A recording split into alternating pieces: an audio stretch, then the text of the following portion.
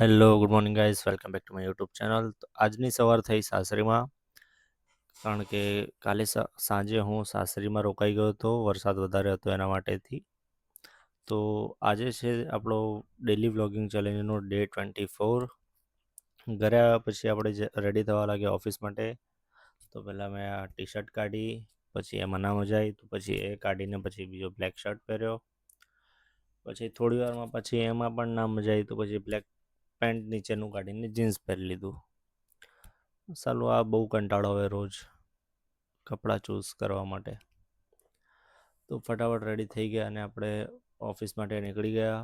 વરસાદ વધારે હતો આજે બી, તો રેનકોટ પહેરીને આવ્યા અને ઓફિસ પહોંચી જ ગયા આપણે.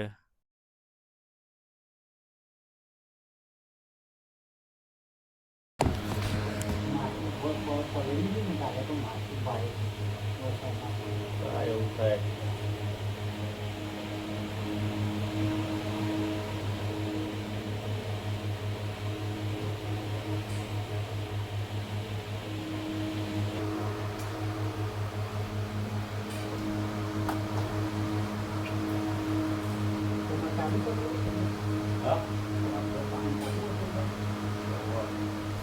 ઓફિસ પહોંચીને થોડું ઘણું કામ કર્યું. ત્યાં જ મારા મિત્ર ધર્મેશનો કોલ આવ્યો કે પિયુષ એટલે કે મારો ખાસ મિત્ર, એના દાદાનું નિધન થયું છે આજે. તો પછી ત્યાં જવાનું થયું. સાંભળીને આ વાત બહુ જ દુઃખ થયું. બટ કહેવાની કુદરત સામે આપણે કંઈ કરી શકતા નથી. એ લોકોએ ઘણી સેવા કરી એમની, બટ છતાં આખરે ભગવાનને જે ગમ્યું એ ખરું.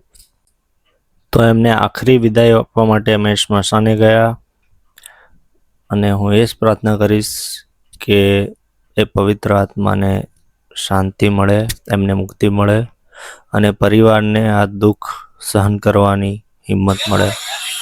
ઓમ શાંતિ. એટલે એ જોઈ લે ના આવતો ફોન કરો એના ભાઈ. સ્મશાનથી રિટર્ન આવ્યા પછી અમે ગયા ડેકોરેશનવાળાની ગોડાઉને, જે ભાવિકભાઈનું જ છે અમારા. ત્યાંથી અમારે લેવાના હતા ટેબલ્સ, કારણ કે વરસાદના કારણે નીચે બેસી શકાય એવું હતું નહીં. તો ત્યાં અમે ગયા.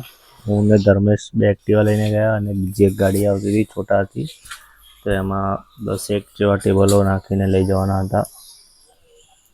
તો એ અમે ત્યાંથી લઈને પછી પિયુષના ઘર સાઈડ ઉતારીને આવ્યા. ત્યાંથી ઘરે આવીને નાવા ધોવાનું કર્યું, કારણ કે સ્મશાનથી આવ્યા પછી નાહવું જરૂરી છે.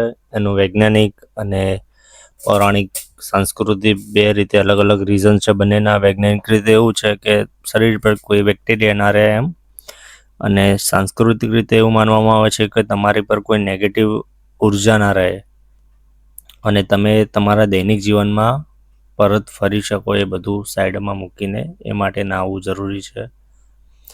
તો આજ માટે બસ આટલું જ. Thank you so much for watching the video. આજના વિડીયોમાં એમ નહીં કહું કે લાઈક કરો, શેર કરો કે સબસ્ક્રાઈબ કરો, પરંતુ આ પવિત્ર આત્માની શાંતિ માટે કમેન્ટમાં ઓમ શાંતિ જરૂરથી લખજો. ઓમ શાંતિ.